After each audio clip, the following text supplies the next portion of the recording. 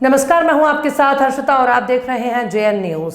बिहार राज्य धार्मिक न्यास परिषद के सदस्य सायन कुणाल देर शाम शेखपुरा पहुंचे, जहां शेखपुरा के सामाजिक कार्यकर्ता शंभू यादव ने फूलमाला पहनाकर सायन कुणाल का भव्य स्वागत किया। शेखपुरा पहुंचने पर सायन कुणाल बाईपास स्थित पहलवान काशीनाथ पेट्रोल पंप पर स्वर्गीय काशीनाथ यादव की आदमकद प्रतिमा पर माल्यार्पण कर उन्हें नमन किया गया, जिसके बाद सायन कुणाल शेखपुरा के ऐतिहासिक गिरिहिंजा पहाड़ पर अवस्थित बाबा कामेश्वर नाथ महादेव का दर्शन किए गए और पूजा अर्चना की। इस दौरान मीडिया से बातचीत करते हुए उन्होंने कहा कि गिरिहिंजा पहाड़ पर अवस्थित बाबा कामेश्वर नाथ महादेव का नाम काफ़ी सुना था, आज पहली बार उनके दर्शन का सौभाग्य मिला है। उन्होंने कहा कि सरकार और जिला प्रशासन द्वारा पहाड़ पर काफ़ी डेवलप का काम किया है, जो पहाड़ की खूबसूरती को और बढ़ा रहा है, लेकिन इसे संरक्षित करने की ज़रूरत है ताकि बिहार के बाहर के भी पर्यटक यहां पहुंच सके।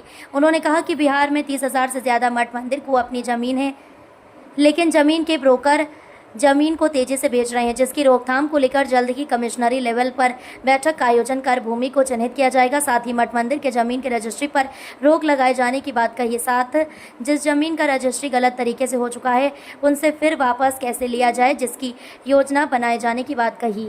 सुना था इस मंदिर के बारे में, आशीर्वाद लेने आए थे महादेव का बाबा कामेश्वर नाथ मंदिर में, और निरंतर यहाँ विकास कार्य हो रहे हैं। अभी यहाँ सीढ़ी बना, रोपवे पास हुआ, पार्क बना हुआ है, और कैसे इसको और डेवलप किया जा सके कि लोग यहाँ और आकर्षित हों, बिहार के बाहर से भी लोग यहाँ आए। इस पर विचार होगा और आगे उस पर फिर देखा जाएगा कैसे किया जाए। बोर्ड में शामिल होगा, बोर्ड में शामिल करने की है योजना क्या है, इसको ले लिया जाए न्यास बोर्ड में? हाँ, ये तो बिहार में एक अधिनियम और एक्ट ही है कि जितने भी मठ मंदिर जहाँ सार्वजनिक रूप से चंदा आता है वो बिहार राज्य धार्मिक न्यास परिषद में निबंधित होना ही अनिवार्य है, और उसके रख रखाव, मंदिर का जो ज़मीन है, मंदिर का जो कमेटी है, वो सब धार्मिक न्यास बोर्ड निर्धारित करती है।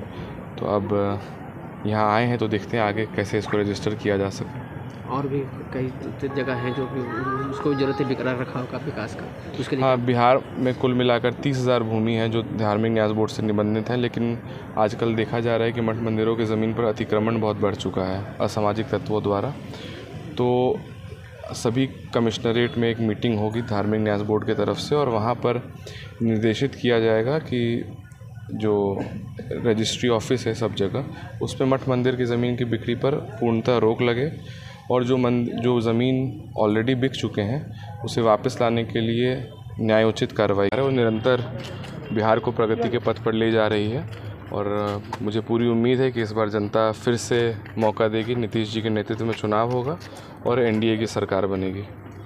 आरके सदस्य बनने के बाद से लगातार आलोचनाएं होती हैं, सरकार को घेरा जा रहा है, और काम क्या है आलोचना करने के अलावा? कुछ तो है कुछ नहीं, तो आलोचना ही करते रहेंगे जीवन भर।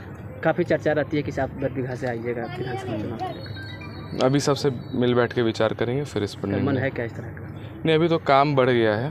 पिताजी के नहीं रहने के बाद जो उनके अधूरे सपने थे उन्हें उसे पूरा करना है, तो अभी ऐसा कुछ राजनीतिक दिलचस्पी खास नहीं है। क्या होता है इस बार विधान चुनाव में, क्या होगा, एनडीए क्या स्थिति रहेगी? 200 के तो ऊपर आना चाहिए एनडीए को। लगातार विकास भी हो रहा है। बिल्कुल, आप तो देख ही रहे इंफ्रास्ट्रक्चर डेवलपमेंट, ये हम खुद नहीं बोल रहे हैं, तेजस्वी जी ने भी कहा था कि इंफ्रास्ट्रक्चर डेवलपमेंट में बिहार पूरे इंडिया में नंबर 1 पे है अभी, और जो ग्रोथ रेट है वो भी डबल डिजिट में जा चुका है। तो मुझे लगता है कि लोगों का भरोसा एनडीए पर रहेगा।